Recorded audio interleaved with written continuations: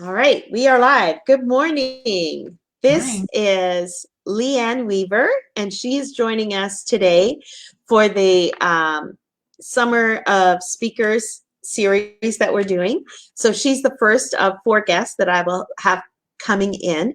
And I think LeeAnn coming to speak to us about organizing your kitchen for weight loss was the perfect first speaker to come because as I was telling LeeAnn, that's one of the first things that I teach in my programs, and you'll understand why as LeeAnn starts to talk to you. So, LeeAnn, introduce yourself and tell us more what you do.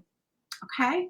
It's great to be here. I'm LeeAnn Weaver, and I'm in Fairfield, Connecticut, so I'm based in the tri-state area. And I have a company called Yourself at Home. It's basically a residential organizing company that I started when my boys were young. I had worked in marketing and PR for a long time, and I was a stay-home mom for a while and decided to give my own business a try. And I've been helping people organize their spaces for about 14 years. I also do a little bit of event planning, which is a lot of fun, although not many events this past year. And that's basically it. I mean, I have a lot of fun helping people make the most of their spaces, and kitchens are certainly a challenge for most. Mm-hmm. For sure. Yeah. And that, one thing that was really, my thing. The kitchen was a disaster before, yeah. for sure.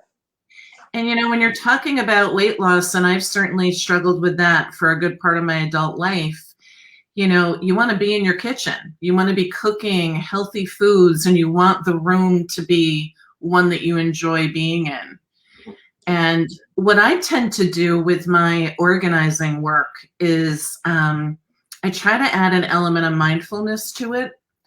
So I try to help people not only make the most of their spaces, but really try to enjoy the experience of being in their spaces. So to get a little soulful for a minute and take a step back, when you look at our kitchens, the kitchens are the core of our home.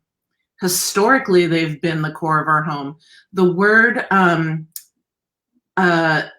hearth in Latin means focus. So it's really the kind of the soul of the family. So the kitchen's an important room. And in order to encourage yourself to be in that room, buying and cooking good food, you definitely want the room to look nice, which means, of course, keeping the kitchen clean. But one thing I do talk about also is you don't need a stark, empty, completely designed kitchen either. I find those kitchens not very warm and inviting. So what I try to teach my clients is we work on decluttering, but we also work on setting up your spaces to be really inviting for cooking. So, that could mean having your pots and pans set up nice and close to your cooking areas, having fun, attractive containers that keep all of your utensils handy, kind of setting yourself up for success. And I can talk also a little bit about, just honoring the food that we want to eat. I just set up something in my kitchen, which I love. I've been making a lot of smoothies for my 15-year-old who is the worst eater on the planet. And I have a lot of different ingredients I put in his smoothies and mine too. Protein powder, green powder. I've started doing collagen in my coffee. I started doing morning tonics that I've read about. You can probably tell me if these are a good idea or not. Apple cider vinegar, lemon juice, cinnamon, which gets your metabolism going. So I set up this beautiful tray on my counter, and I put all of the different powders and the vinegars and things like that in these really pretty bottles. And it makes me smile to look at it, and it makes me encouraged to use those things. Yeah, I like that. Yeah. So, I feel like I can certainly talk. I've got a number of different kitchen organizing ideas, but I think the thing to really keep in mind is not having a starkly clean white kitchen with all of the counters empty. It's about setting up that space so that you walk in and feel like you want to cook well and eat well. That's what I was just in Erica's group, and we were talking about the first thing to weight loss is cleaning your kitchen. And I said, there's something, I used to come out to the kitchen in the morning because I didn't do my dishes the night before and everything was everywhere. And it starts your day off really bad. Yep. And so when I started making a rule that my dishes get done before I go to bed, I would come out in the morning, and I would begrudgingly do it in the beginning before bed. Yep. But then I'd come out in the morning and it was just that, oh, it just started the day so much nicer. So much nicer. And we're both speaking in Steph Richthammer's group, who's a life coach. And she recently did a clean your kitchen challenge where she had people send their, cleaned up kitchen at night. And I love that. It's a great idea. It gives you such a boost in the morning to come into a clean kitchen, for sure. Yep. It feels so good. It feels so good. And, as far as some other, focusing on weight loss specifically and eating healthy, some things that I found work really well for my clients is, when you think about your pantry and how you set it up, I like to decant my dry goods into clear glass containers or plastic containers. Think about half empty boxes of pasta or rice that you've got floating around. Decanting them not only makes them look nicer in your pantry, it keeps them fresher longer. And I found as I'm trying to eat healthier grains and I'm trying to learn more about healthier grains, if I can see them, I'm more inclined to use them. I don't know why it is, but there's definitely something to that. Like I said before, I have 2 boys, and I like to keep a pretty basket out on my counter with fruit in it. I try not to keep my fruit hidden in the fridge. I have it out on the counter so that, my little 11-year-old, as he's running through, can remember to grab an apple, and maybe then he won't grab the bag of goldfish. Yes, that's another thing I teach is that the things that are on your counter, that's what you're more drawn to. So if you've got junk food all over your counter, you need to swap it out for healthier choices, because that'll be the first thing that you grab for. Right. And, we're all going to grab a snack once in a while, but one thing I also try to work with my clients with is, think about those big bags of chips. And I'm, thinking of my boys in particular, they'll grab the bag and go. Yes. At night when I'm watching Netflix, I'll grab the bag and go sit on the couch. I try to take those big bags and make portion size, empty them into portion size bags. So if you want a few chips, you're grabbing a little sandwich bag of chips. Exactly. It controls portions for me, but it also controls my children eating me out of house and home, which I think a lot of people can relate to. Yes, I have 4 kids. They're all grown and left home now, but oh my gosh. Yeah. And you would finish dinner and just get the kitchen cleaned up and they'd be going, I'm hungry. We just finished eating. We just finished eating. They want a snack. They want a snack 2 minutes before dinner time. It makes me insane. Makes me insane. The portion sizes, that putting things in the bags and the portion sizes, great idea.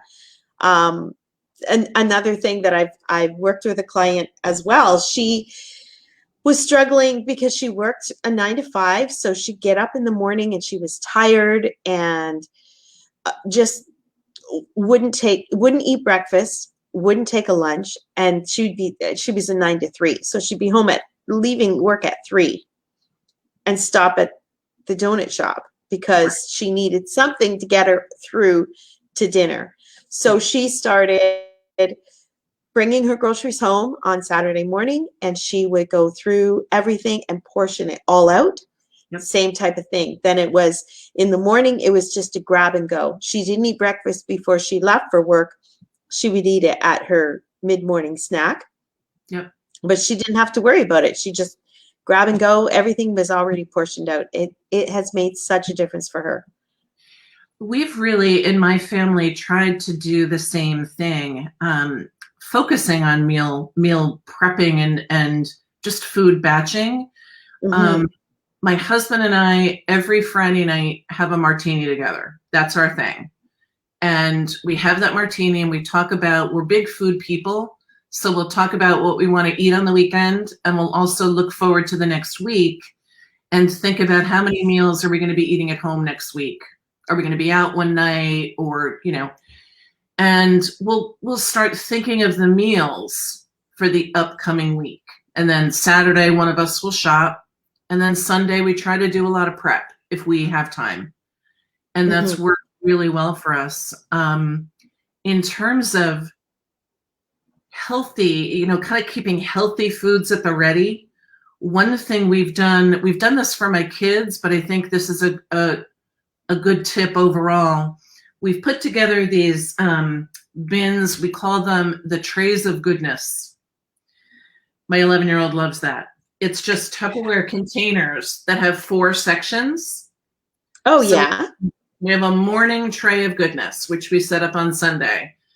3 of the sections have different fruit. So we'll have grapes, strawberries, blueberries. And the 4th section will have yogurt. So we'll put that out at breakfast if there's kind of nothing else healthy going on with that meal. And they can just kind of dip as they go. We'll put it back and then refill it through the week.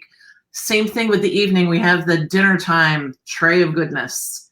And it's vegetables, carrots, snap peas, red pepper. And the 4th little section has hummus. Oh, that's great. So we put that together on Sunday, and then we just have that in rotation through the week. And it helps give you a little bit of, it gives them variety. Mm-hmm. And you're not, pulling out the carrots, prepping them, putting them in a bowl, getting the hummus out. It's just kind of set there, ready to go. Yeah, like getting a fruit tray and veggie tray from the grocery store. Yep. Which, if you are pressed for time or you're just starting out and it all seems overwhelming, if you're the person who buys all of the vegetables and fruit and then it goes bad in your fridge, that's a waste of money. So start out buying the trays from the grocery store until you get to a point in your journey where, okay, now I have time to cut everything out. Yep, exactly. And then it's not going to go bad in your fridge because you didn't cut it up. I do that with broccoli. It's terrible. I hate cutting broccoli. I do too, because it gets everywhere and it drives me nuts. Yes. I do want to, for people who organizing kitchens is so tricky and, we don't have time to kind of go through everything that I would do in a kitchen, but just a couple of tips. Any decluttering project, you want to empty things out. So if you have, whether it's your pantry, a cabinet that's making you nuts, Tupperware in particular, I would say, first of all, start small. Take a cabinet that's driving you crazy and focus on that. Don't do all of the cabinets. No, I'm going to organize my kitchen today. No. Focus on your pot drawer or whatever it is. Decluttering and organizing are very different things. Decluttering means taking everything out and doing a triage of it. Do I have duplicates? Do I have things that don't work anymore? Do I have things I don't use a lot that I can donate? Whatever the case is. So that everything you're putting back, that's when you're organizing. That's when you're figuring out how to best set it up. So I would say start small. The good thing about a kitchen is everything is behind a closed door, right? Everything is behind a cabinet. So you can start small in one place, and if you're still working on the other places, things are kind of hidden from people. Yes. But I encourage my clients to use those doors. I have so many of my kitchen cabinet doors are actually bulletin boards. All of us, whether we have kids, whether, whatever our lifestyle is, we have sports schedules, we have gym class schedules, we have phone number lists, we have whatever it is, grocery lists. I tape all of that stuff inside my kitchen cabinet doors. That's great. Most of the time, guests aren't going into your different kitchen cabinets. They're not going to see what you've got. Let's hope not. Let's hope not. Well, my friend, I don't know. But I always use that as a good tip for the kitchen. Instead of having your paperwork kind of get cluttered all over the place, just hang it up and it's hidden. Yeah, I mean, in terms of drawers, same thing. Any kind of utensil drawer, junk drawer, take everything out, put it on your counter, do your triage, and then put things back in a way that, will be useful to you. I love bamboo drawer dividers, the plastic utensil holders and things like that. Bed Bath & Beyond, Amazon sell them. They look beautiful. My daughter has them. They are really nice. They almost look like they're built in. Yeah. We always encourage people to, if you're going to be using those dividers, get the nice bamboo ones. They look really pretty. I don't know. What else do you think some of your group would be interested in hearing about? There's one thing I have fun with, and this is more the entertaining part of me.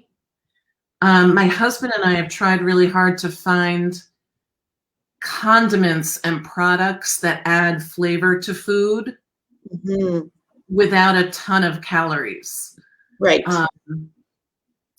It's been really fun to kind of research the whole Asian food boom that's been happening recently. Has been fantastic in terms of finding things that you can just add a dash of this or a dash of that to your plate and make it a lot more interesting. Sriracha has become the new ketchup. Yeah. There's something I tried that for the first, no, it was another red hot sauce, but same type of thing. And I don't like anything spicy, but it wasn't spicy. Yeah. I can't explain it. It had a little bit of heat that just was like, oh, this is so good. I never understood that before. It just gives it a little tiny kick, Yeah. The other thing I love on the Asian side of things is something called furikake, which I haven't heard of that. It's called furikake. It's, it was at one point you could find it, mainly at Whole Foods or the Asian markets, but Trader Joe's is making a line of it now. And it's just a dry mix of sesame seeds, dried seaweed, and a little bit of salt, just to give like a seafood Asian-y flavor to food. So we sprinkle it on food like salt. Wow. Yeah. And speaking of Trader Joe makes one of my favorite things, the everything bagel seasoning. Oh, yes. Is a big thing now. And I've discovered not only do I like that, on a bagel or eggs, but on a salad. I think that garlic and onion dried component gives the salad a little bit of flavor like croutons would. And then you don't need as much of the dressing. Exactly. Yeah. Exactly. Yeah. So, get creative and look around your grocery store, read the labels. A lot of these different things have sugar added for flavor. You have to watch that too. Yeah. You're not using a lot of it. I think some of these condiments can be really fun to experiment with. Now, we were talking before we came on here live, we were talking about a spotless kitchen, and you said you don't agree with having a spotless kitchen. So tell us about that. Yeah, I think kind of getting back to the mindfulness part of things. When you walk into a kitchen that's completely cluttered, things are a bit of a mess. Obviously, it's not going to be, you're not going to be encouraged to spend time and whip up a meal there. You're going to order takeout, like you said. Yeah. But if your counters are sparkling clean and there's nothing out on the counter, to me, that also doesn't encourage me to come in and clean because I don't want to mess stuff up. Yeah, that's so true. You know, when you look at, I talk about this a lot. If you could see my kitchen, it's very neat because I'm an organized person, but the surfaces are covered with stuff. I've got my utensils. I've got my, you know, my basket of spatulas and my basket of tongs. I love tongs. You know, we cook a lot. We use a ton of tongs. I've got a basket of tongs. And, you know, mentioning some of these different spices and sauces that we've discovered, right next to our stove, I have a beautiful tray of different finishing salts and the furikake and the bagel seasoning. I decant everything into pretty bottles. So it just, everything is right there. I can see it. It looks attractive. You want to dive right in and start using those things. Right. So for me, you want your spaces to not be cluttered, but you do want to kind of surround yourself in your kitchen with things that encourage you to eat and cook well. Basically, yeah, like that. You don't have to have the designed, totally clean counters with nothing on them kitchen to succeed in cooking well. You know, there's great middle grounds. It's just a matter of getting the clutter out that frustrates you, getting the clutter out that is keeping you back from cooking those healthy meals and wanting to spend time in your kitchen. Yeah, and if you have too much, like there's balance, because if there's too much on the cupboard, then there's no space for cutting vegetables and prepping the food. What about appliances? Like the small appliances? I have kind of a theory about appliances. I think there are things that I think in our family, we have to have out on our counter. Our toaster oven, we use it constantly. Yeah. Our Vitamix, we use it twice a day constantly. Most of our other appliances we have in cabinets or down in our garage. And I think you have to, and of course our coffee pot. Don't take my coffee pot. Yeah. Touch my coffee pot. But I think you have to balance out the convenience factor versus the clutter factor. So some of those bigger appliances are fine out and in view. But when you keep your little Cuisinart food processor out because you use it once or twice a week and you don't want to forget where you put it, it's when you start keeping out things for convenience, but for the amount of time you actually use those things, the rest of the time they're out, they're creating visual clutter. Yeah. So for the smaller appliances, I try to keep them hidden away. People have different restrictions, obviously, with the amount of space they have in their kitchens. Yeah, I mean, the kitchen that we have now, like we just moved here in September. The one we had before, there wasn't a lot of cupboard space. So by the time we had the microwave, the toaster oven, the coffee pot, the kettle, there was no cupboard left.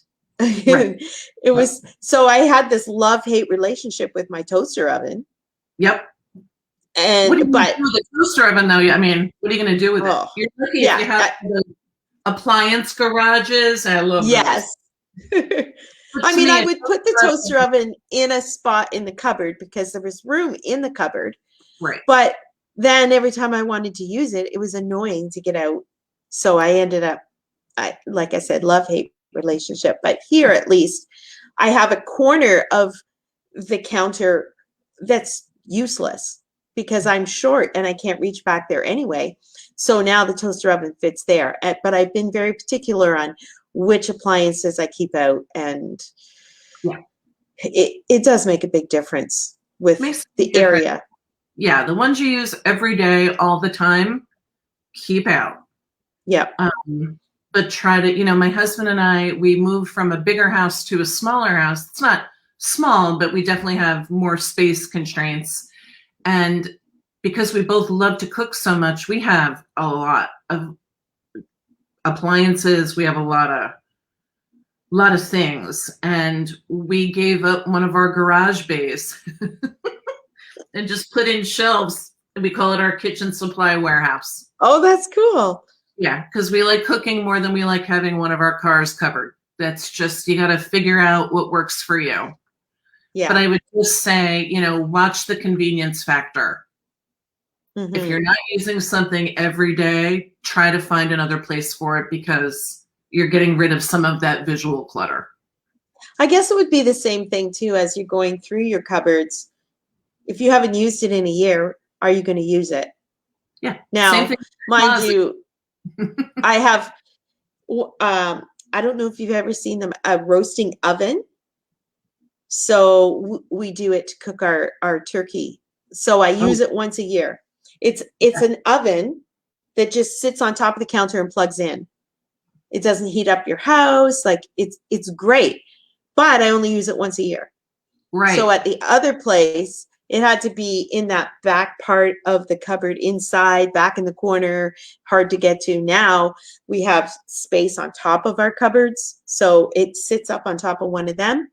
And then I climb on a stool and get it down. But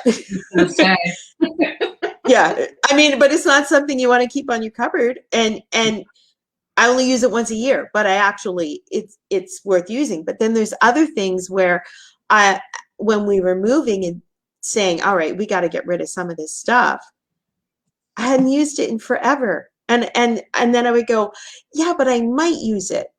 Yeah, but you haven't used it in the 4 years you've lived here. And you know what? If you haven't used it, if you decide all of a sudden you want to, there's probably another tool you can use instead. Yes. Yeah. My husband and I, again, we love to cook. So I've got a pretty container that I love with all kinds of spatulas. There's one spatula that I use. The rest, because I love it, and it's, half busted, but it's just that perfect fish spatula. The rest are decor. I love looking at them. So to me, it's not clutter. For other people, that might be clutter. Right. I love my collection of spatulas, but I use one. As you were talking about decantering things, I remembered a TikTok I saw just recently, and it was a duet. So the guy is watching this woman organize her laundry room stuff and putting all of the stuff in nice containers and taking it out of the box and putting it in a container, and the beads, putting it in. And he's going, because he's young, and he's like, but it was in a container. Why are you putting it in another one? But then at the end, when it's all displayed so pretty on a tray, he's like, oh, okay. It looks so much nicer. It looks so much nicer. Like I said, that little tray I have near my coffee pot of the powders and things that we add to smoothies and coffee, it just makes me happy. Those things could be kept in one containers in the cabinet. But for me, again, this gets to the the idea of not having that blank, empty counter. Mm-hmm. That tray of things makes me smile when I look at it. If you're a coffee drinker, I have a good friend who she makes the best cup of coffee whenever I go over to her house, and she has all kinds of different sugars and all kinds of different things that she can put in your coffee. And I encouraged her to maybe put some out on a nice little plate or something. And now she has this beautiful frame that she's using as a tray instead of to hold a picture. Cool. Which is something I recommend a lot. Frames are really useful. And she just has all of her things out so that when she makes a cup of coffee for herself, she can just kind of pick and choose from all of her little items. And it makes her smile. Yeah. Oh, I love that. And the more you can smile, the better you feel, and the more you feel like doing the things that make you feel better. Exactly. And, you know, when it comes to circling back to eating healthy and weight loss, Yep. making sure that those things that are helping you, the healthier items, the healthier produce, just making sure we're showcasing it, making sure we're having it out and available. Yeah. Instead, decanting greens for some reason in my pantry, it just makes me, you know, look at all the different colors and shapes and really think about, oh, how am I going to use those this week? I like that. So it's just encouraging yourself to, it's almost in a way honoring the good food in the kitchen. Oh, I like that. Yeah. Yeah, that's great. Oh, this has been very good. I've enjoyed talking to you. Yeah, it's been So, fun. yeah, if anybody wants to get in touch with you, do you work with people virtually as well? And Yes. how do they get in touch with you? I think the easiest way is going to my website. It's yourselfathome.com. My contact information is there. I can be emailed. My email is lee@yourselfathome.com, Lee. And on my website, there's a section called freebies. And they're just some tip sheets that I've put together for different types of organizing. I also wrote an ebook that's available on the website under shop, yourselfathome.com shop. And that kind of came about over quarantine as I was putting tip sheets together and as I was working with people virtually. I was sending out a lot of things to people, and I just kind of compiled them, and 170 pages later, there it is. Love it. Yeah, my contact information is there. I do work virtually. I've gotten pretty good at that over the past year. So yeah, I mean, I'd be happy to hear from any of the people in your group. It's been really fun to be a part of this. Yeah, that's I hope great. it's given a little bit of inspiration. Yeah. Well, Lori was saying that she was hoping it was recorded, and it is recorded. So if Great. you've missed anything, you'll be able to come back and watch it again later. So Great. that's awesome. Thank you so much for being part of this, Leanne. It's been great having you here. Thank you so much. I've had a lot of fun. All right. Thanks, ladies. We'll talk to you later. If you do have questions, put them in the comments and I'll forward them on to Leanne. But by all means, check out her website, lee@yourselfathome.com. Have a good day.